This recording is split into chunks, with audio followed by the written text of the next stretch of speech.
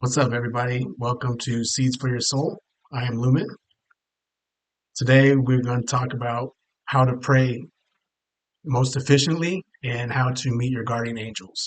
I'm only going to share what worked for me and this, you know, trying to make it easier for you. So, this is what worked for me when doing that. First, we need to talk about who and what you are.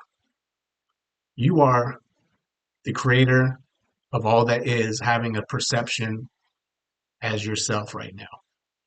So to connect with your guardian angels and to start praying correctly, you need to come from that standpoint because knowing who and what you are empowers you to, you know, help manipulate or not manipulate, but help control your reality. So first, let's talk about praying. Praying, what I've learned is you shouldn't be asking for things. You should be commanding it. So one of the key ways I've learned to pray is saying the term creator of all that is, it is commanded. And commanded does not mean that you're bossing it around. It means you're co-creating, co-man, co-creating. So instead of, oh, I need this, I need that, creator of all that is, it is commanded for my abundance and joy and happiness. Thank you. It is done. It is done. It is done. Show me. That's the command that I use. So start praying from a point of power and control instead of a point of lack. As far as meeting your guardian angels, this is what worked for me. And how do I know? Because I met them. Um, and for me, it happened in stages. Like it didn't happen where I met them physically until I finally beat my last demon. And you probably have your own demons that you know that you need to beat, whether it's self-hate, self-love, like everyone has their own things. For me, my last thing was addiction.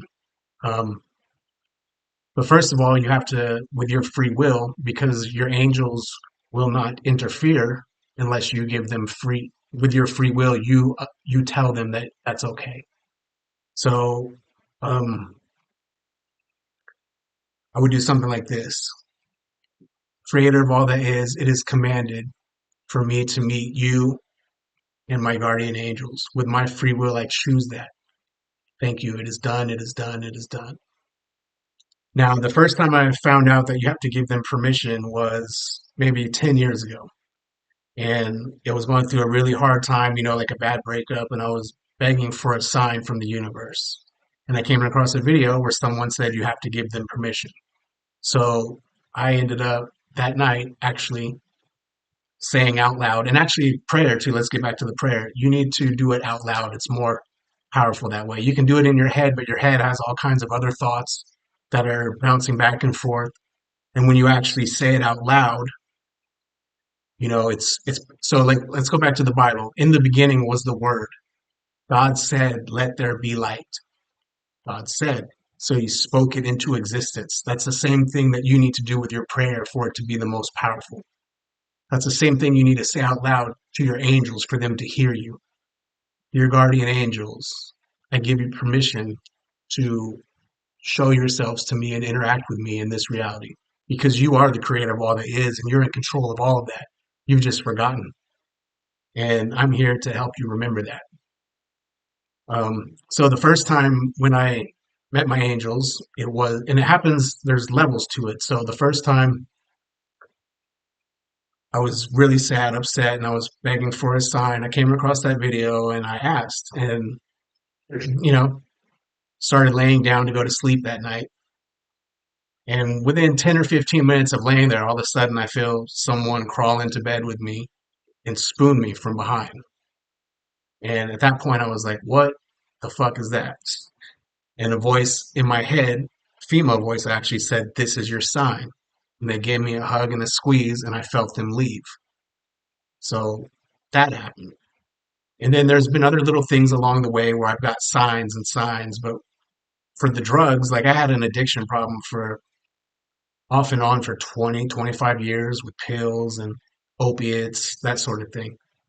And even, let's see, my brother died of a heroin overdose, a fentanyl overdose about 8 months ago. And at that time, I was sober for 2.5 years.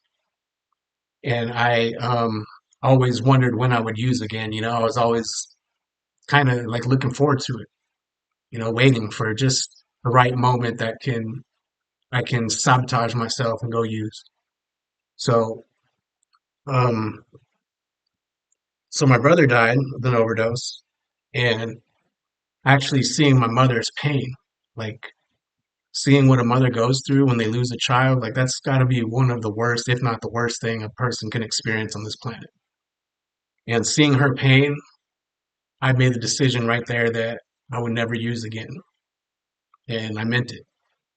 And when that happened, that's when I really leveled up to the final. Like I was astral projecting, and which is when you get out of body at night and your soul can go fly around. You can fly around your house, the neighborhood. You can do you can time travel. You can go to the moon. You can basically do whatever you can think of. So I was in that state and I said I would like to go meet my guardian angels, and I got sucked up right to them. Like it kind of, those bank machines when like they deliver money through the tube, you kind of feel like that. You get sucked through like a corner and it takes you somewhere. And that's where I met about 10 different guardian angels. And I'll just tell you the main one I met, actually looked like Morpheus from the Matrix. He had the coat, the black guy, bald head. And I asked him what his name was, and he said Chrysalis. And at that point, I had never even knew what that word meant. But when I looked it up, chrysalis is when a caterpillar is transforming into a butterfly. The chrysalis is what protects them while they're going through their transformation, which is basically what I was going through, a transformation. And I couldn't have made that up because I didn't know the name of the word. I mean, I didn't know that consciously, at least. Um, and throughout that time, I met like maybe 10 other ones that same night. And since then, I've met more, and they've showed me things that have come true, like things that if I told you now, you wouldn't even believe. But we'll save that for later. But things that if I told people, they would think I'm crazy. And I did tell a few people, and it actually came true with these people I trusted to work with, and we did it together, and it really worked.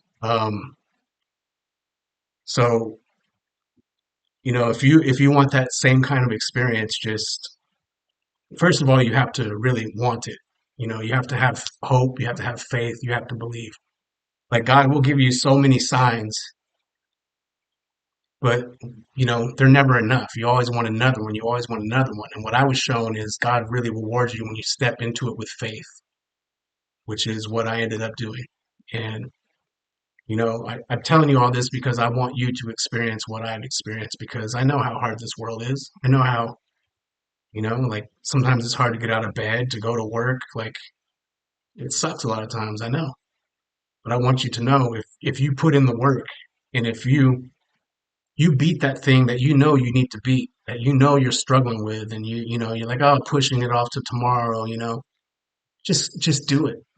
Like especially if you're a drug addict, like because I struggle with opiates, and what you're looking for is that connection with God, like that feeling. That's why it feels so good. It gives you that false connection, and then you chase it every day. All the worries go away. So you chase that over and over, and it just gets less and less and less. And I'm telling you, like 2.5 years ago, I was on the couch, smoking heroin. Like,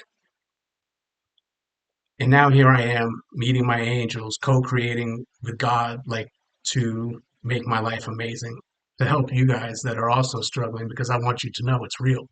I want you to know that I've been there, and it's okay. You can get through it. Like if you're there, you're one of the most powerful souls, because that's one of the hardest things also to go through is drug addiction. And if you can get through it and show others it's possible, and show yourself it's possible, then there's a reward waiting for you, I promise. But you have to want it. You have to go through it. You can't quit drugs for anyone else other than yourself. I watched that with my brother. 3 years before he died, we found him, and he was brought back to life, but he was facing like jail charges because of stuff that was, there was a gun at his house, there was, drugs at his house. So, and he woke up in a hospital bed with my mother there crying. So he didn't choose to get sober for himself. He was forced into it. And that worked for the 3 years that he was facing, you know, prison time or jail time or whatever, because he had that over him. But as soon as that went away, he used again and he died. So you can't do it for anybody else. You have to do it for yourself. Like, and you know that. Like deep down, you know that. Um, so yeah, just keep, you know, keep fighting. Take a little, do a little bit at a time. Like, and if you have a slip up, that's okay. Like, you're human. You're going to have that slip up probably, and just don't beat yourself up for it and start over. Like, and each time you'll get stronger and stronger. And once you start getting these little signs from the universe, it'll give you motivation because what you're looking for is that connection with source. Some people call it God, source, the all that is, whatever you want to call it, whatever you call it, that force that runs through everything. Like, you're it. You are that. You're not separate from that. And we've played this game long enough where we forget, and it's time for you to remember because it's way more fun. It's a lot more fun. So I'll leave it at that for now. Um, I love all you guys, and I hope that this video finds you when you need it. And if you leave any comments, I will gladly answer any questions you have. So I love you all, and have a great rest of the week.